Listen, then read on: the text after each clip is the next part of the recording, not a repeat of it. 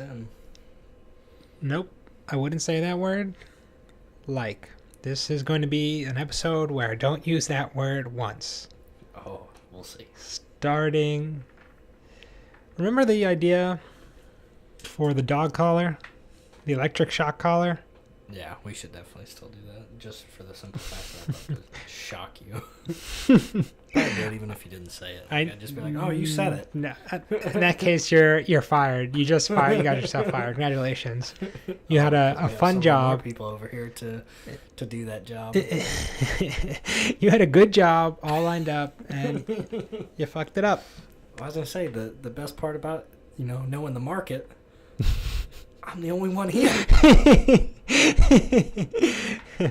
It must be my job because I'm looking around. Ain't nobody in this room. This kind of goes back to the movie we were watching yesterday. Space Cowboys? I know you're in a... Oh, right. I know you're in a pickle. Yeah. So I'm the only one you got. Yeah. I'm James Cromwell. Now, come on now, yeah. Don't put me here over the down barrel now, yeah.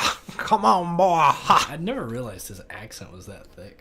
I think he's laying it on for that role for some reason. No, he has the same accent in every movie. Now, come on now, there. Ha. He does. Go back, watch any movie he's in. He had, I don't know, maybe he lays it down a little bit thicker, but, you think about most of the movies he's in, he plays a southern kind of character. Yeah. So, Green Mile. Where is he from again? I don't know where James Cromwell's from. I didn't look that up yesterday. Oh. Just the other guys. Green Mile. Found out Tommy Lee Jones is from the heart of Texas. Yep, Tommy Lee Jones. Dude's badass. Come on now, yeah. Come on, boy. Get your old ass into space now, yeah. It's a good movie. Yeah. Bad, you're too much pansy to finish it. I get sleepy at night. Really? Is that when you get sleepy? I have this rare thing. You ever see Johnny Bravo? He's like, Doctor, I have this strange disease. Every night for about 8 hours I black out, and when I wake up, it's like I can't remember anything, or something really stupid like that. And it's like I experience sudden appetite loss after I finish eating. It's been a while since I've seen that show. Yeah, me too. I don't think that show would fly today. Probably not. Neither would that movie Space Cowboys. No Clint Eastwood movie would fly today. You just start to see though, why people get such a strong reaction to it. It's I don't know if it's exactly cool for Keith Sullivan to be he's showing the nurse his genitals. She's a doctor and he's getting a physical. But he's hey baby, you like this thing right here between my legs? Why don't you suck on this oyster? It's I don't know. That's really not cool. Those quotes anywhere in that movie. In that movie, they're all the women are cool with it though. He sends him into the bathroom, to go look at his friend who's naked. Huck's in the bathroom, or he's in the locker room. Go speak to him, and he's naked. That's not cool. What if she didn't? And he's 60, 70, and she's Actually, I think Tommy Lee Jones, he looks old, but I think he was actually younger than... yeah, he looked like 50. Yeah, Clint Eastwood and James Garner were actually older in that movie, and then the other two... were actually younger? Yeah, and they were actually younger than the other two. Yeah. But, he sends her into the bathrooms oh, I think Huck's waiting in there for you. And he's wham, genitals, and then she's oh damn it, I said but anyway, she goes oh, I love you so much, you're so charming. The way you surprise me with your penis. You put it and that's in the workplace, she works at NASA. It's true. NASA better get that under control. You can have some #MeToo moments. Yeah. But just when people when they were writing that movie, they're how do you charm a woman? And a bunch of 70-year-old Clint Eastwood was this is how they did it in my day. You kind of see why people developed a strong backlash to some of that. Not the coolest thing in the world.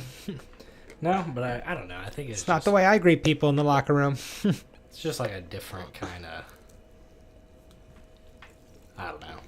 I was liking people that. Just weren't so sensitive back then. Like, clearly, like, that was a joke. And you could already tell she kind of liked him. So, I mean, I don't know. They had a beer later. He treated her like a complete gentleman. So. Yeah. For the although, that was... Her whole character didn't make sense. Like, I didn't like the way they did that in the movie. It was my really only complaint. Yeah. Like, she goes from, like, this, like, you know... Like, at the beginning, she's kind of tough-talking, like James Cromwell. She's kind of, like, she's an engineer. She's smart. She's... I think I said like again. She's smart. And then at the end, like, she turns into... Damn it, I did it. She turns into a happy schoolgirl. Yeah. I could see that. Yeah. But, good movie. Yeah. For the most part. I have to finish watching the end. Right when they get into space, like... I'll let you watch it, but the very end is, like, a little weird, but I kind of like it just because it's, like, it's not believable, but it was, like, you know, it's funny, kind of. Right when they get into... I figured that would be the whole movie. Just getting those old guys off the ground is an accomplishment. Do they really even need to do the mission? Like, there's actually a lot that goes on in space, so... I said there's actually a lot that goes on in space, so you're going to have to finish it. Yeah, I guess that's why the first part of it is kind of compressed, because there is a good portion of it that takes place in space. Yeah. Why it feels like the first 2/3 is pretty rushed. Talking very slow, because I actually have to catch myself saying like. It really is just a period for me. It's like a comma. It's like instead of doing comma, I'd say like. Did you go through speech class in high school? No. Well, there you go. There's your problem. Yeah. You have to have that beat out of you for a whole semester. Well, we're going to do something better. We're going to shock it out of me with a dog collar. Yeah, no, I mean, that was something... I don't know, like, I did a lot. I had to do several, like, speeches and different things throughout. I mean, it's such a small town, you know, you do different kind of things with the community and stuff like that, so...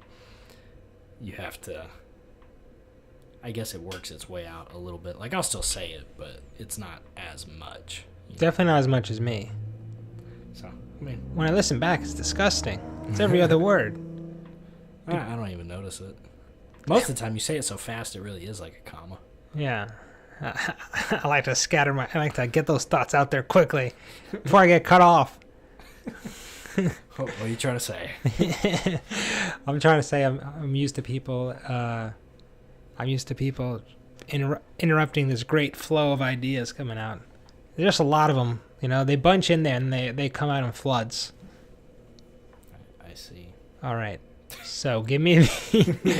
So, speaking of. Yeah. So. I mean, talking about kind of like those older movies not making it nowadays and different things like that. It's kind of the first topic we've got today is talking about Norm Macdonald, who is really funny comedian, actor that's done a lot of different things in Hollywood, all sorts of stuff. Another Canadian.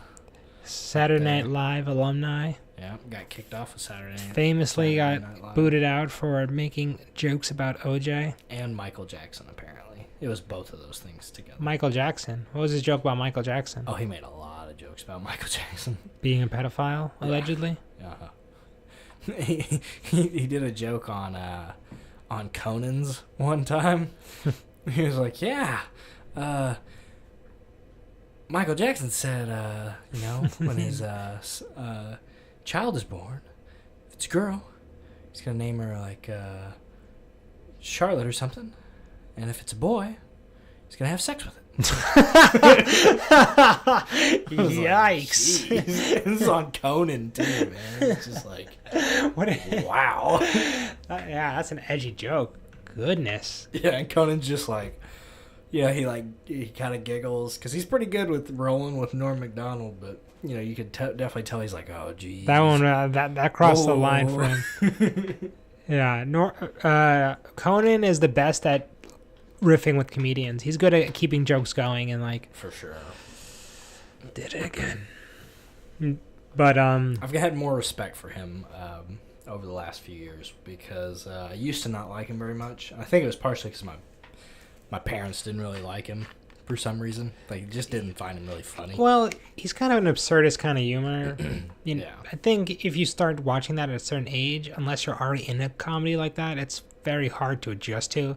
Like, remember, I used to have like the segment where it'd just be like, Frankenstein, waste a minute or something, and then Frankenstein would just walk around the studio, be like, oh, come here, and then he would just show you like a toaster. You know, so it was like stupid like crap like that. I gotcha. You know, very absurd. Yeah. So, Now but it's they not- didn't like him, so I didn't really like him, and you know, so it was just one of those things where, like, now though, like, I've watched a few videos with other comedians, so I guess like I couldn't say like I'd watch a show regularly, but definitely like if there's a comedian on, like that's the show that I'd want to watch him on. Yeah, I agree because he is the best at bringing out the best in comedians. Just joking around, riffing, making it seem somewhat natural even when it's canned. I mean, there is no celebrity I want to see on any one of them. Yeah. Like, but a I don't know, comedian. Bill Burr is pretty funny on Conan as well. No, I'm saying like a comedian. I like are better for those shows because they can kind of be a little funnier and like naturally off the cuff. I'm talking about actors. Oh, Like those are the interviews so that are just the most horrible. like brutal. it's always funniest when there's an actor and then a comedian. Or no, really, an actor and Norm Macdonald. Because no other comedian like really wants to like do that because like you know they just don't want to do the controversy from it. But Norm Macdonald's just like, I'm gonna try to ruin your whole experience on the show. Yeah, or you just can't help but like butt into like the conversation. Like That's hilarious. Norm, I think he's pretty underrated. Like in general. Yeah, for sure. I think he's one of the funniest People that comedians. like him, like they love him and like they really get it, but I don't know if he gets like the respect he deserves. Like he's an all-time comedian to me. Like he is so funny. And this controversy that he's in. Well, actually, first I just want to say my favorite thing that he ever did. You ever saw Deuce Bigalow too? I've seen it. It's been a long time though. He does this role in there as like he's like a male hooker, but he plays it like he's a like he's like a minor, like you know, he dresses up like he's like in like shabby like fisherman's clothes, like y'all know me. 20 odd years I've been here, man whore. I joined this here union for 2 reasons. To have sex with young women and to protect my rights as a man whore.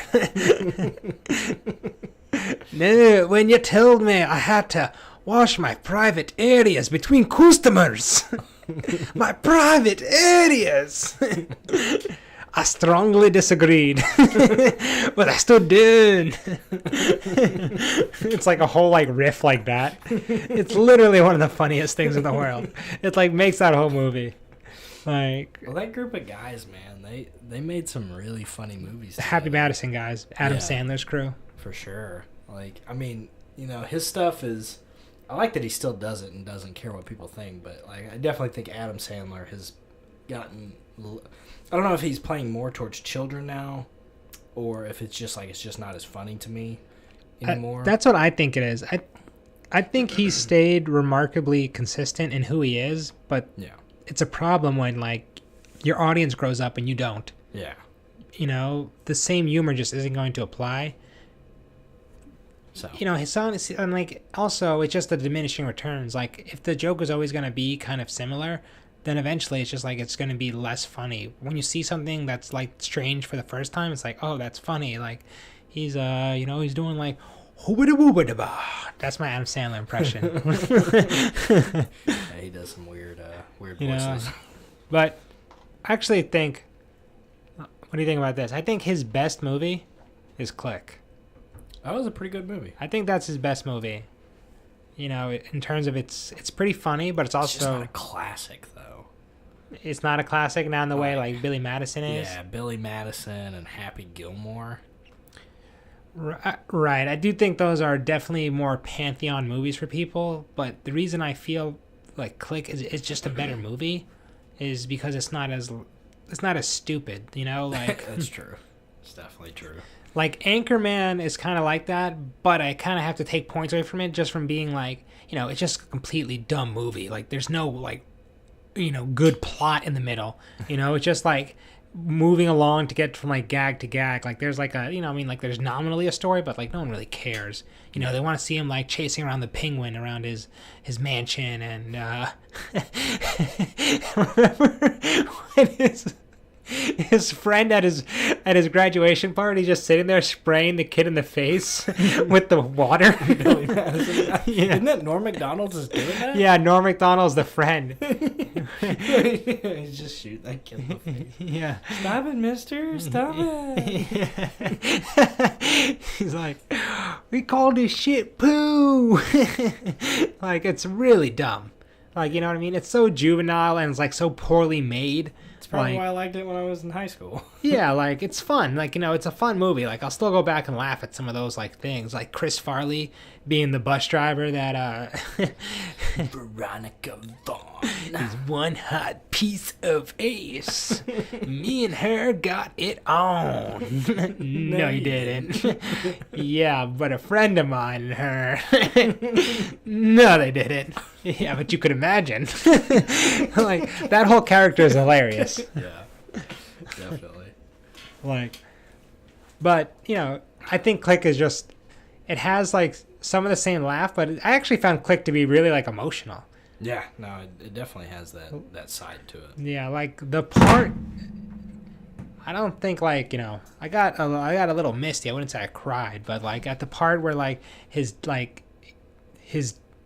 rejecting his dad, you know, he's like kicks out Henry Winkler when he's it's like his, I forget why he's in the office and he's trying to get his attention. He's just like, you know, like fuck off basically. Mm-hmm. And like the ghost of him is there trying to like apologize because like he dies right after that. Really sad. Yeah, I mean, it's almost like that kind of Christmas past kind of vibe. Yeah, going. it's totally like a rip-off of it's, or like, let's not say rip-off, it's like a modern day retelling of A Christmas Carol. Yeah, you know, for sure. I can see that. That's exactly what that movie is. But A Christmas Carol's it's a good movie. It's a good book. Definitely. Yeah, so, but you know, those guys are just hilarious, man. Like they. Yeah, Grandma's Boy. That's another. That's one of their underrated ones, I think. Is Norm Macdonald in that one? No, he's not in that one. Gotcha. Same crew, but he's not in it. It's a funny movie. I agree with that. But yeah, I guess the controversy behind it, because I mean, right. We forgot what we were talking about. Yeah, like because Norm Macdonald's used to saying, I mean, because we kind of talked about it a little bit. He got fired from SNL because of like the controversial stuff that he said about O.J. Simpson and all that stuff. Like, so he like, if he believes in something, like he's just gonna talk about it. I was actually watching a lot of clips today about him talking. Just about different things, like really, and mostly it was just to annoy like radio hosts and stuff that he was like on their show. Like he'd just say like obvious stuff and like somehow get them to disagree with it, even though like it was true. Like just so he could keep pushing. Like he was arguing with this one lady. He said that, like he said in general, black people are poorer than white people, and then she went like the whole route of like, well, that's not true. Like, not all, but, and he said, I didn't say all. I just said in general. And, like, so she argued with him for, like, 20 minutes. Right. Like, that was on different topics like that. And he also said, you know, something about, like, you know, teacher being the easiest job or something like that. But you can tell, like, he doesn't necessarily believe it. He just said it to get the argument and, like, to drag it out. Yeah, it's funny. I never pictured him like that. Like, oh, goodness. Can't not say it. To me, he's always been very much a comedian who just likes to tell jokes. The thing that he got in trouble for this time was saying, the joke was, I believe, you know why I'm pausing so much? This is like me having to fight saying like all the time. It's okay. It's really like a struggle. We'll work through this together with our fans. Why don't you say it? So we got in trouble because, because Roseanne and Louis C.K. got in trouble for two different things. Louis C.K. because he's kind of a pervert, and Roseanne because she treated out Janet Jared is like a Planet of the Apes or something like that. Yeah, so made like a quote unquote racial or racist comment. We'll say a quasi racist comment. Yeah, because the woman is black, although Roseanne was, claims not to have known that. Yeah, and it was a kind of an accurate description of the picture. Throw that one out there. But so just basically said that like these people have apologized, like because they've apologized, like they should be kind of let back into, like be able to go back to their jobs, I guess. Yeah. Like people aren't allowing that nowadays. And he said, used to the narrative. He just said that he agrees that the Me Too movement should slow down a little bit because it used to be. I think the quote was, "It used to be 100 women said it, so we have to believe it." And then one woman said it, so we have to believe it. And then now it's believe all women. Right. And he said, it was just like whoa, like. And then I think he also said, I think the other thing he got a little bit of flack for, he said something about like, well, the victims didn't have to go through what they went through, which I think that because he apologized for that. And I think he probably should have, because that one was a little bit out there. Yeah. Like that comment, I can see that being construed wrong. Like I don't think that's what he meant, but I can see why that might hurt some people's feelings. He really, him more so than even most people, in general, print is a bad way to communicate with people. Yes, for sure. Text, when you're texting with somebody, it's so difficult to convey subtlety of language and the way you can convey things with just tone. Yeah, with tone and body language. There are so many jokes. Like, I'm much. Either I talk in like paragraphs, or like I have to get like everything out so you can understand it exactly, which is an annoying way to speak. Saying like, this is what I meant, not in this way, in this exact particular way, not to be misconstrued as thusly. Like, sometimes I have to talk like that if I'm like an important email or text, or you just like take less chances because it's hard to convey all that stuff in things. And he's somebody who's like, especially with his comedy, it's all about the way he says it and he delivers it. Definitely. He definitely has a tone. Like, because his pauses, like where he pauses and how he says something. Yeah, and the inflection. The inflection of it. Like, I mean, it's... Like, you have to take all that into consideration when he's talking about any topic. Because he's always trying to make a joke. Almost. Yeah. Like, I've never really heard an interview with him where he's like 100% serious. Yeah. So that's what I'm saying. Like, I never really view him as like somebody who's like overtly like political in any real sense. Like, I mean, I've heard him actually even say things against like comedians who are just like political. Like, to him, I'll tell you about a clip that I watched of him. Apparently, he was on a TV show that judged comedians. With Roseanne Barr. Yeah. The Last Comic Standing. Yeah, and so a comic got up there and was talking shit about Christians. Yeah. Like, said something, well, if you can quote your book, like, I'm going to quote Harry Potter, bitch. And, obviously, like, very flamboyant, like, trying to, Yeah. And so, like, he was doing, like, the whole, like, all that. And Roseanne said, you're very brave or something like that. And he was like, oh, well, thank you. And they got to Norm, and he was like, I don't think you're brave at all. Yeah. He's like, I thought you'd be more brave, like, if you came out and said, like, you were a Christian. It's like, because you're in L.A., like, it's not brave to say that, you're against Christianity. And then he goes to this point. He said, and I know you're full of shit and you don't know what you're talking about, because if you actually read anything about Harry Potter, you would know that the whole thing is based off of Christianity, and you would know that Is that what he said in that? J.K. Rowling's is a Christian, and that she put a lot of that into the story of Harry Potter. Is that what he said there? I'm paraphrasing. Paraphrasing, but like I'll bring up the clip. Like, I mean, it was amazing. Like, because like it was just very kind of blunt. Yeah, I heard a different like paraphrasing of that. I think. I'm not sure if I watched it or not. What do you think you heard? The way I heard it was, it just wasn't as like verbose. It was more just like, I mean, if you're going to like insult something, is like if you're going to insult something, you should know like what you're talking about. Okay, so here it is. It's Norm Macdonald School's play it. Ignorant Anti-Christian Comic. Okay. Yeah, that's good. I'm a New Yorker. New York. Okay, New York. I actually got into L.A., New York, same thing. The guy quoted the Bible at me. That is not fair. Like, you had to quote from your favorite book. I should be able to quote from my favorite book, right?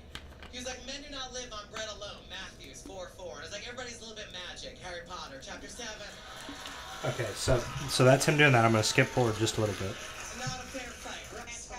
To the judging. This is Roseanne. You're real brave. I mean, the stuff you're talking about, Bible jokes, that's some brave. Thank you. I disagree. I don't think the Bible joke is brave at all. Okay, and then somebody had to add some stuff in. I think if you're going to take on an entire religion, you should maybe know what you're talking about. J.K. Rowling is a Christian, and J.K. Rowling famously said that if you're familiar with the scriptures, you could easily guess the ending of her book. Okay. Yeah, I think that's what you said was a pretty close paraphrase of what he's getting at. Of course, somebody put in at the end of that clip, they were about to play the Billy Madison thing, where the principal goes, "We are all now dumber." Now that almost makes Billy Madison better than like that makes that movie. Yeah. That's another one of those lines that's just too good. Nowhere in your incoherent rambling did you come close to anything that could be construed as a point. I award you no points, and may God have mercy on your soul. That's funny. Yeah. So, I mean, yeah. I also agree with that point, though, just quickly, that it's not brave. No. This was my problem with Jim Jeffries. Like, I don't want to say, not my, oh yeah, I guess I could say, or the thing about him that always kind of kept me, like, a distance from him. Like, he had this sort of, like, it was like fall shock humor, you know? Like, he was trying to be edgy and difficult, like, edgy and hard by going But after, not like, really. yeah, by going after Christianity, but that's such like a, you know, I feel that's such a soft target. Well, it is, especially in the time that he came up in. Well, yeah, exactly. Like there was definitely everybody's times when it was the culture was much more, or the media was much more dominated by religious like ideas, and you couldn't say those kind of things on TV. TV was more closely held and knit.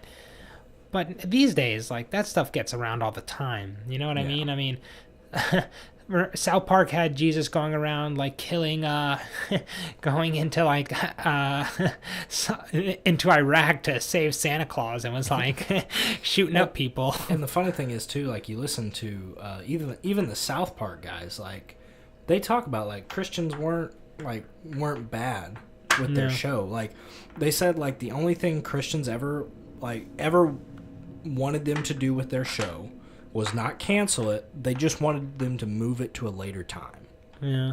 So, you know, like younger kids couldn't watch because it is like a cartoon kind of looking show and like, right, so like, you don't, I wouldn't want my kids like, you know, not in high school watching South Park. It's probably not the best thing for them to like watch. And I know that like for our generations, yeah, that's kids like it's gonna be so terrible trying to like not let them grow up just so fast. I think it's good to get that stuff as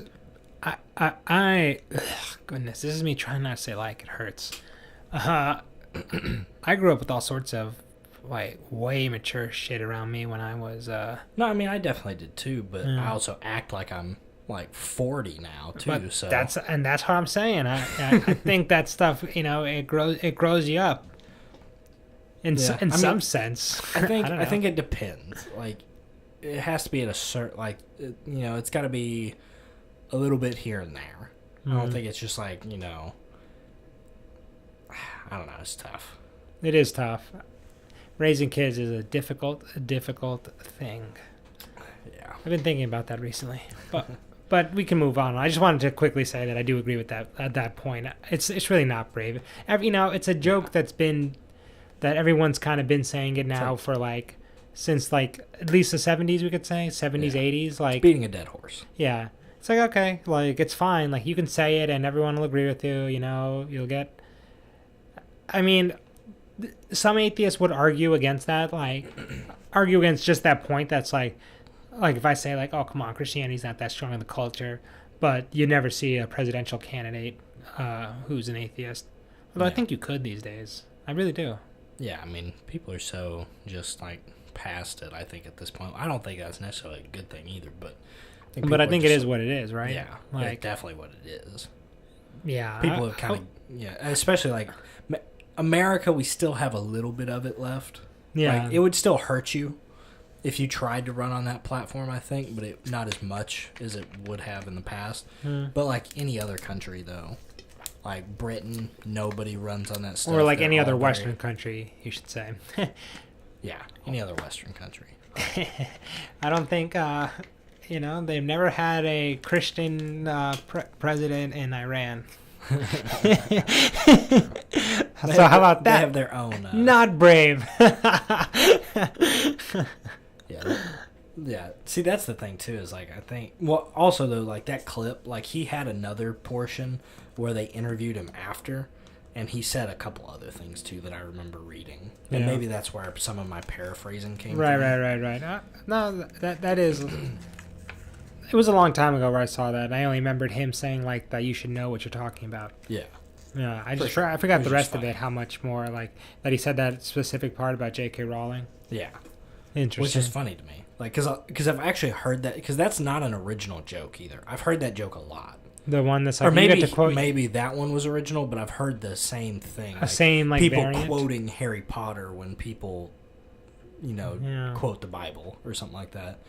It's like clearly y'all don't know that much about Harry Potter or the author at least. Yeah, and you probably know less about the Bible. Yeah, because like Jordan Peterson actually talks about why the Harry Potter books got so popular was because of the archetype that they're based on. It resonates with people. Right, and that's know, obviously yeah, like, the- and that's obviously integral to like religion. Yeah, death, resurrection, like the birth, like the rebirth through the phoenix, through fire, and just like the whole thing. Right. Like it's that archetype. It wasn't just because it's magic and other stuff. No, it's like it's the base of the story that made it popular, not just all the frills on top. Yeah. Not just the wand and all the rigmarole. Yeah. So But it's interesting. yeah, but having it in print like that is just bad for his. It's a bad way for him to express himself. He needs to be seen and heard, and I think he actually said on Howard Stern the next day, he's like he hates like print interviews. Yeah. Well, it's that, and he. The other thing too, though, is they canceled him on the Jimmy Fallon show. Yeah, what the hell is that about? Fallon is such a pansy, dude. I don't understand that. So what Fallon told him was Norm's comments made one of the producers or something of the show cry. Damn. That's how mentally unstable these people are. A comment like that makes them cry. Yeah, I mean It's outrageous, man. that Like, is a pretty have him on the emotional- show. Ask him like, what did you mean when you said this? Like have a conversation with him, hash it out, like see what he actually like meant when he said it. See if it got a little construed or if he was just trying to throw a joke into it. Yeah, or, exactly. Like you didn't see talk to him. you just read something that somebody wrote about what was a conversation. It's hard to say exactly how that goes. Yeah, it's crazy. Or But yeah, so got canceled off of that. He's got a new Netflix show out though, so hopefully that does well. I used to. Did you ever watch his interview show that he had on YouTube? I've been watching clips from it off and on for the last few months. The hell's that? Don't know. Oh my god. Guessing it'll go away. I think I've said this before. Is that Opportunity? Made that same exact joke. I've got one. I've got stock jokes. Like every time my zipper's down, I say, "Hey, easy access." I say, "Get a breeze." Moron. Gotta have a couple of those stock jokes. They're The useful. dad jokes. Yeah, a couple of dad jokes, dirty old man jokes. Yeah, but I don't know. I hope his comedy special does good though. Like, you I know. hope his show does well. I mean, I used to watch that. Like a couple of those are really funny. Like him and Todd Glass, like him messing with Todd Glass is really funny. Yeah. He always picks like the most like insensitive jokes for those people to read that he knows are gonna react like that. Yeah. It's hilarious. Or he So does. just if anybody wants to, just go look up Norm Macdonald on YouTube and watch. I mean, There's thousands of videos. endless clips of him just Yeah. being hilarious. Look him up on Conan. He's always doing silly stuff. Like, and plus when he's bombing, like with most of the audience, like that's when he's happiest almost. Yeah, he gets a little like evil glint in his eye. Yeah, he's like, oh, I'm being funny, but they just can't see it. It's hilarious. So go look him up. But I don't know. I just thought, I hope it does well because I mean, if they successfully get him kicked off Netflix or anything like that, like it's just that ruins kind of the future of comedy for me. Yeah. Because I've seen too many comics kind of bend the knee, just like take one. Oh no, can't say that. I'm gonna apologize. Do all that shit. Like too many of them that I've seen. Yeah. I don't know. I guess you think that the comedy can't really coexist with political correctness. I don't think. No, not at all. It's just kind of antithetical to what comedy, usually is. Yeah. Always, to me, the funniest things that make me laugh are the things where it's the most uncomfortable. Like, when I see something that's shocking or just out there, in a way that I would never have gone, something that clearly crosses a line. That's when the comedy hits you in a place, that's deeper than just where it's a real laugh. Like, you can laugh at something where it's, oh yeah, like, haha, like, I appreciate your cleverness. Yeah. But it's not that same sort of thing where it's like, oh my God, Yeah, I can't believe there. like they did Like, that. I've been thinking, like I've had that thought, but I would have never said that. Yeah, exactly. Or just, I can't believe they're like going out there with this idea, Right. That's the sort of thing where, and like to do that, it cannot exist with political correctness because it's about the edge there. Yeah. And there are comedians that are obviously not like that. They're a little safer. Mm-hmm. But I mean, I'm not saying you can't be clean either, because some of the funniest comedians I've ever seen. Norm Macdonald's pretty. Well, I guess not. No. Sometimes he is. I've Sometimes seen he's too many not. clips recently. Yeah. No, I mean, like, because you have funny Fucking whacking comedians. You off. have, you have like Jeff Foxworthy. I mean, mostly they're all like kind of Southern country guys. But you have like Jeff Foxworthy and Bill Engvall. That whole crew. Who's the Yeah. other? Well, not Ron White. Yeah, Ron White's a little bit more kind of out there. Yeah. He's not too dirty, but I mean, he No. gets out there. He's Larry the Cable Guy is pretty funny. He just kind of does, like, kind of dumb humor. I'm not saying that they're not funny, but it's like it's a comedy that hits me in a different place. Like, Yeah. I laugh at them, like like oh, like you're funny. You know what I mean? Yeah. But it's not the same sort of laugh when it's somebody who's saying something that's really like messed up. Like Patrice O'Neal saying like, it's like maracas in here with all these pills, like smacking the pills, like his girlfriend's pills off the counter. Sick bitch. Yeah, like that's just so much more cruel but funny. Yeah. and like he's joking, but like that's like, you know, like that's an edgier comedy that to me is like it's gonna resonate more, you know, or not even resonate. Wouldn't even be the right way to put that.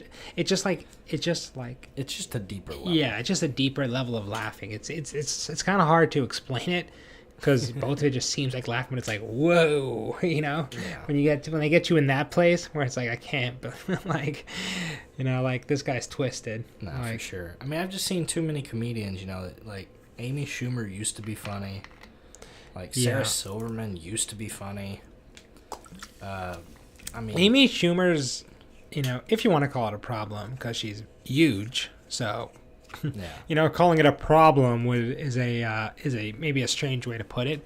But to me, what started making me walk away from her, like, as a comedian, wasn't even so much about like first, she doesn't really I don't see her doing as much stand up. She's kind of transitioned more into movies and TV, like, so I mean that's thing one, and then thing two was I believe she started trying to fill in people kind of started hoisting a role upon her as like she has to be this like feminist like hero sort of thing because you know she's like kind of like a bigger girl. I mean, she's not like huge or anything. She's not Tess Holiday, but you know, but she is a little bigger. She's not like, you know, pretty in the traditional sense, and you know, she's a woman in comedy, but she was also doing a certain brand of comedy that has been more like male centric, you would think, because she was pretty dirty. So like all those things made, I think, people want to like put these things on her, like this idea of what she should be and this whole responsibility. But I think eventually she started believing into that hype. You know, she started, okay, maybe like that I am that, like I can be that, or you know, like these things are sort of important. And then she started to live out that role, but it's not really like a funny role, you know. It's, you don't like a role that's like coming or like it's not funny to be sanctimonious, I guess, you know, or like it's just not, you know, to be like a role model for people and to be like aspirational, like in that sense, is it just starts to lose a little bit of its comedic edge. Maybe, you know, I guess it's, somebody can give me an example. I mean, I don't know. Can you give me a good example of somebody who's kind of like that, but not like a role model? You know? I mean, I guess like there's something about maybe like George Carlin or something that people found, but it's not the same thing. It's just like, I'd have to think about it more. And it's hard for me to think right now because half of my brain is working trying to not say like. So my speech is, I'm going to speak like Kirk for the rest of this podcast. Oh man, I don't know. So I think that really like affected her. Yeah, I just hope comedy kind of makes a comeback because, man, I've watched a lot of comedy specials recently. I just haven't been all that impressed with many people. Yeah, I thought Dave Chappelle's new ones were pretty funny. They're pretty funny. I still think like I think they're in that mode to where like they're still funny at the moment, but this is kind of like, it depends on where they go from here though. Like Tom Segura's last stand-up special, it was pretty funny, but it's just like you can see that they're starting to kind of work that way, like, okay, we can't say this, okay, we've got to be careful right here, so let's just step around it. I don't really think that's where comedians do best, is like stopping somewhere. I think they do best when they're pushing through those things that people are uncomfortable with. Yeah. And I don't think saw like great comedians step back from those. I hear what you're saying. You're saying that there's a little fear right now in the air. You know, most people don't want to deal with that. It's a lot of That's their job though. That's a comedian's job. That is your one job, is to deal with those uncomfortable things. Yeah, certainly my most romantic idea of comedy, I would say that is the way I would view it. But not everyone views it that way. I mean, some people definitely see it as like, I just want to make people laugh, and if I'm getting people upset and I'm getting into fights, then I'm not doing my job. So I think you're exactly doing your job. That's why Yeah. I have so much respect for like Jim Norton and like Anthea Cumia and the late Patrice O'Neill. It's like they didn't back down from those situations. Right. Like I was telling you about like the podcast with Theo Vaughn and Bert Kreischer. Like, Right. oh, if you just leave it alone, it'll go away. Yeah. It's like, no, like stick it to them. Like you're a comedian. Like make fun of them and bring it back on your side. I do think I think people are unnecessarily afraid of a lot of this stuff, especially if you're a comedian. You have you generate audience and they come to you. Like, there's going to be, if you're in yourself and you're good at what you do, there's going to be an audience and they're going to come.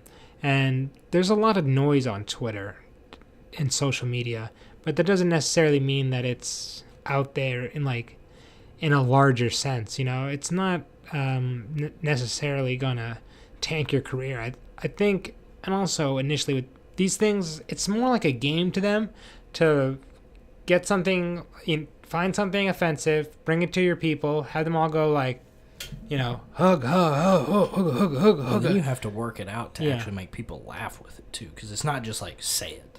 Like you have to like find the right wording for it. You have to find the right joke beforehand. Like it's an art. Yeah, and sometimes you'll miss the mark and like people get mad at you, but I think if you wait out that initial storm, I don't think it's as bad as everybody seems to think it is. Especially when it's like you're not in a position where you're under anybody's thumb. Like you have more independence than that.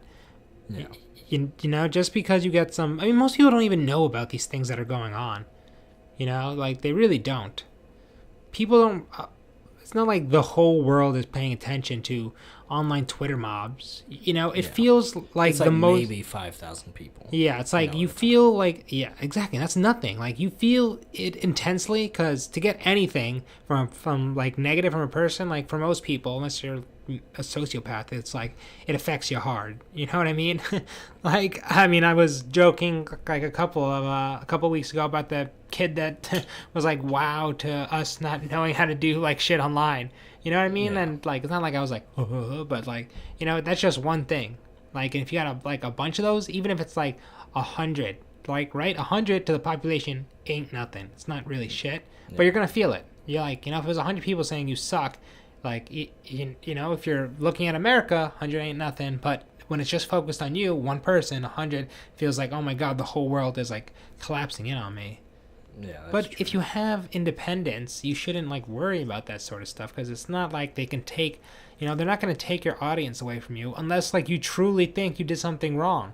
You do have to speak with some principle in your speech. Consider what people are saying if you're getting this criticism, but don't just have the default position be I back down and the default position be I don't dare speak about anything that has the potential to offend, especially in a world where it seems like everything has the potential to offend and you're kind of in the business of offending, at least to some extent. Yeah. I guess this is why we're gonna go see Owen Benjamin. Yeah. How you like that? It's a good one. I figure we'll probably talk about it more on the next special too. But I just wanted to kind of let people know that we're gonna go do that since we've talked about him several times on the podcast. Hey, where would you go if you wanted to send you Twitter hate? At Dead End Radio USA, or at Dead Radio USA. Come on, yep. That's it. At Dead Radio USA. So if you were supposed to be the professional one. I'm really stressed out this week. If you have any questions or anything, you can always email us to at thedeadendradio@gmail.com. Although honestly, we should have started. We have to wait. What? I said, if they have any questions they want us to ask Owen. Oh yeah, that'd be a good one. Although it's probably this is the kind of stuff you have to put at the beginning. True. Because that's when people leave. Don't say that. They listen all hours. Yeah, well, New It's only media. an hour, people. You have a good attention span. Watch it. Yeah. Listen. Stay here. Come here, boy. Come here, boy. What's this new media big interviews? I just wanted to, do a quick thing about the, because Elon Musk was on Joe Rogan's podcast. Oh yeah, we talked about that. And then Peter Thiel was on Dave Rubin's podcast. Yeah. A big one. Just saying like a new, it's like these new kind of like they're not part of the media on TV. They're their own thing, and they're getting these huge guests to come on and talk about. I mean, Joe Rogan's had 2 different political candidates on his podcast recently, like running for office. Yeah. And so, like, I think, we're seeing the shift away from regular media outlets being able to control everything. It's absurd to me how big some things are, and they get like no attention in the regular media. Like, and they're so like, and they actually dwarf like them in size. Oh yeah, hugely. Because I think how many million views did we say that the NBC, which is like the most popular, I think. MSNBC. No, not MSNBC. MSNBC does terrible. Okay, and NBC. Yeah, NBC. I think. I don't know. Actually, I think Fox is one of the biggest ones. Which they probably don't like, but and they're biased too. So like, if you really want to watch those news sources, you need to watch Fox and then watch MSNBC, and try not to throw up for either one of them. Yeah, I was actually, if you can stomach it. Yeah, like I watch Rachel Maddow sometimes, and I can't make it through like 40 seconds. No, like it just. I tell you what, it's. I can't even watch cable. It's for both of them, both Fox and MSNBC. I agree with Fox more often because I am conservative, right? But it's the moral high ground that you can tell that these people think they have. Right. It's like I know I'm a piece of shit in my life, and I know I can be an asshole. Like so, like I'm not gonna try to. I mean, I definitely will take the moral high ground on some things, but I know that like I'm not incorruptible. It just seems like these people think that they can't be wrong and that only their position is moral. Yeah. And I hate that. I don't like righteousness, righteous indignation. Yeah. Excuse me, sir. That is you know what the thing also that it's also just though like the format of it where it's like it's just people like yelling at each other, just a bunch of little like it's just like these conversations that aren't conversations. They're just like we're trading misconstrue everything. Yeah, we're just like trading sound bites with each other. It's so like I like, honestly can't go back to it. Yeah, how can I make this sound the best in this little clip for me? Like even if it's not true, like how can I make it sound best to get people to vote for my side? Like, yeah, that's basically what it is. All right. No, it's like they're just playing for this thing all the time. They're playing for like the yeah. They're that's playing what comedians for that do line. now. What? I would say that's what comedians do now is they play more for the applause than the laughter. I heard who was talking about that the other day. I heard that several people have talked about it. I've heard somebody had a good word for it. A good like they had a good little phrase for that kind of comedy. Because I agree, I hear that too. Like it's it's like I hate Trump. Yeah, exactly. Ooh, it's like, but that's like, not you're like making me laugh, funny. though. Yeah. Like it's like sure, like, but thank you. That doesn't mean anything. that doesn't mean anything. That doesn't give me your stance. Like hating somebody doesn't give you a stance. Like that can't be your. It's also just not a joke. Yeah. Like more. Like, you don't have to tell jokes anymore. Yeah, I don't even care about. Haven't you seen the new Netflix special? Yeah. Oh my goodness. Yeah. I mean, I don't care about people's stance. It's not like I need you to be like one way or the other. I actually like. I think, that's going back to South Park. That's what they do best. Like they skewer both sides. They're just like kind of above it all, just looking at this. Like, oh, you're ridiculous. You're ridiculous. Like the world's ridiculous. Like let's just laugh at. This fun little thing that we're a part of, this little crazy song and dance. But it is cool to see more established figures going on to these shows. Yeah, it's been cool. Yeah. I mean, I like it. I saw, but actually, there was something, you might not care about that. You know that guy Shane Dawson? Mm-hmm. We saw the other day, he's doing like the thing on Jake Paul. Yeah. It's crazy how big his numbers are. Yeah. I mean, dude, some of those people... 14 like million views, like, you know, typical video for him. Yeah. I mean, you think about him, who's PewDiePie? Yeah. Like, just like, you know, he's got like, what, 600 million subscribers? I don't think it's that many. 60 million 60 million, subscribers? 60 yeah, million. Zero, I don't know. Yeah. But I mean, like, God, that's crazy, you know? Yeah, I mean, at least he's sort of like penetrated mainstream consciousness a little bit. Yeah. But like 14 million, like, and I'd literally never heard of Shane Dawson until the other day. Really? I never, like, right? I mean, had you heard of him? I had seen a picture of him before. Maybe. Because I remembered him, like, but I didn't remember what he talked about or anything like that now. But yeah, it's crazy. But you know why the media doesn't pick up on those stories is because they know that is going to replace them. Yeah. They don't want to. You don't want to be pumping up your enemies. Yeah. So I mean, they're definitely going to kind of go away from that. Yeah, but it's just like, I mean, that's so big. Like, you know, it's like it feels like those should be like everyone should know that name. I mean, if a TV show is that big, it'd be. I mean, 14 million. That's what Game of Thrones gets, right? Yeah. Just about, and he's getting this like every week or so with his like how often does he put out videos? Hold on, I'm gonna look it up quickly. Yeah, I mean, I don't know. I mean, what are his videos normally about? Like they're just like different. 17 million subscribers. Oh my god. Oh my god, it's so loud in my ears. All right, sorry. The truth about Jeffree Star. Like, well, a lot of the stuff with the YouTube people is pretty insular about, like, you know, people in their industry. But let's just look at, these are some of the titles. The truth about Jeffree Star. The secret life of Jeffree Star. Switching lives with Jeffree Star. So I guess he does, like, documentary series on people. Like, 15 million views, 14 million views, 19 million views. Becoming Jeffree Star. Secret world Jeffree Star. $10 million celebrity mansion for a day. Real truth about TanaCon. Tana Montague.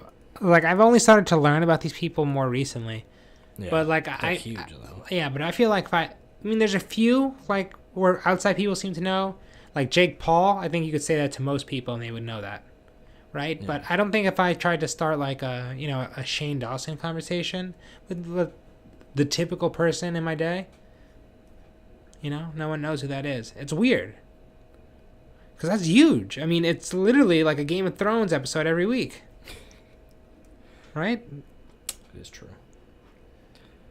Yeah, so I guess every month he's doing it. Not every week. Every month. But still. That's still a lot of views. It's huge. It's huge. Makes me... There's something kind of fishy going on there with the views people get. Yeah, for sure. Something sort of fishy. Where are you? A mystery. Yeah. If they're just giving away him like that, people get like, you know, 15 million. No one's heard of him. Give us a couple mil. On YouTube, what the fuck? Oh, God. Dude, I'm just... My nervous system is jacked up stress this week.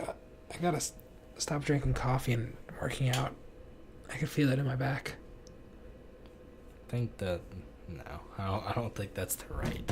I think that's exactly what it is. You think working out's hurting you? No, it just like it's got me like I just feel like my nervous system is a little more on edge this week. Drank a little more coffee and I worked out a little more than I usually do. That's good. I see. Not believing me. Nope. Not really. It's called science. You're starting to sound like the next generation. Hey-o! All right, give it to me. Nah. Oh yeah, actually yes. This can be the last thing we talk about because we're getting close to the end. What the hell is lawnmower parenting? Okay, is this when a gardener he has his little kid on his lap and he rides around? So you have helicopter parenting, which is like your parent. The general like theme of it is the parents hovering over their child at all times, making sure that they're okay. Like not letting them live their life, not letting them like do anything for themselves. So, so what lawnmower parenting is apparently basically the parent is on a lawnmower just running over any obstacle in the child's way. So that's what it's supposed to be kind of saying. Is they're just running everything over. Because, they're saying like, oh, you have a problem with your coach at school or like, something like that. Okay, well, I'll go up and like try to get them fired basically. Or like, you have a problem with a teacher. Like clearly it's the teacher's fault, not your fault. That's very clever. Lawnmower parenting. Yeah, so I like that. Wood chipper parenting. Chop everything down. Yeah. Chop saw parenting. So pretty much like I read an article. Jonathan Haidt talked about it a little bit, I think. But the whole like general consensus, the article said something about kids nowadays shouldn't be forced to stand up in class and give speeches because it would trigger anxiety in them and it could trigger them basically, like a trigger warning almost like, it's gonna stress them out and do all this stuff. And it's just like, we're teaching this whole next generation that they should never be stressed in their life. Yeah, well, it's parents facing their child's fears for them. Yeah. Right? Exactly. That's pretty much the point of it. Yeah, like that's what you ultimately end up doing, which obviously isn't the best way to raise people. Clearly the psychology says the exact opposite on all of this stuff. Yeah. Is like, even with just like the whole like trigger warning stuff, like it's actually better to expose people that have been through trauma to the things that they're scared of so that they can slowly get over it rather than trying to shield them from it. Yeah. I've definitely found that like with myself, like the more like whatever it is, the more you like run away from it or deny it or pretend it's not there, it's like the bigger it grows and then it's like the harder it is to confront. Yeah. That's why I try to say like that's why I always try to say like I insult myself a lot, but that's just to get those things out there so that I'm not like holding it in like as a thought in my head, and then it's like, and then it's not a big deal anymore. Yeah. You know what I mean? Like, I think it's that same sort of idea, like where you gotta just you gotta just accept it is like you have to be willing to look at something that you're not comfortable with. And that's how you start to grow. Well, and I think that's how you start to look at yourself as a victim all the time too. Yeah. It's like, you're stressing me. Like, so clearly, you're kind of oppressing me. You're doing something that I don't like. Like. Yeah, and you're used to having somebody come and take care of things for you, because like that is like a lot of what they do now, right? Where it's like, you oppressed me, or you triggered me, or you made me upset. So now let me go find an authority figure to fire you. Yeah, exactly. It's like you just transferred like your parents to like, now my dad is Nike. Yeah, exactly. Well, no, it just like bothersome because like, parents don't like show their kids how to do anything anymore. Yeah. Like, I don't know how many kids I had to teach how to just do basic tasks when I got into college. Like, people that didn't know how to do their own laundry. Like, people that, like, really didn't know how to wash dishes correctly. Yeah. Like, I've seen people who, like, really... I worked with a couple kids that couldn't sweep very well. God bless them. Like... I love people like that because it makes me feel more confident. Because I am on that edge of... See, there's a point, though, that, like, there's feeling more confident about yourself, but then there's also just, like... I need somebody that's just right below me to do that, though. I can't have somebody so far behind me that I just feel like I'm helping somebody that's... Where it's just I have to drag along this little, like, amoeba of a man. Of a so-called man. So-called white man. Yeah. But I just like that because I know I'm somewhat in that category of somebody who, I mean, I'm older now and I've lived alone for a while, so I've learned some stuff, but obviously there would be a lot in there, a lot of, especially for you because you're more handy, where you would say like, damn, no one taught him anything. But then I hear stories like that and I'm like, got those guys beat. Right. No, I mean, I can understand, like, and I know how to understand that I am definitely not quite normal with some of the stuff that I'm able to do. And I understand that other people are good at things that I couldn't possibly think of doing. Right. But it's just like I'm talking about like bare basics of being able to take care of yourself. I mean, not being able to do laundry and stuff is pretty. Yeah, or I'm being talking able about to people who like would load up like 3 weeks worth of clothes and take them home for their parents to do them. Yeah, that's pretty crazy. Or people that can't assemble a bed or like IKEA furniture. You know what I mean? Like, Put they on a make shower this head. stuff like lowest common denominator. Like. They make it where there's no words involved either. It's all pictures. Yeah, right? Like, how can you not figure that out? You can't look at a picture and just monkey. You can't. It's like they literally say monkey see, monkey do, but this monkey see and this monkey no do. Monkey see, monkey do. And monkey just sits there. Yeah, I mean, it's just amazing. Yeah. That's Baffling. yeah, but like I said, it makes me, it's like, well, compared to some, as long as I can be like, for stuff like that, I'll stay in the middle.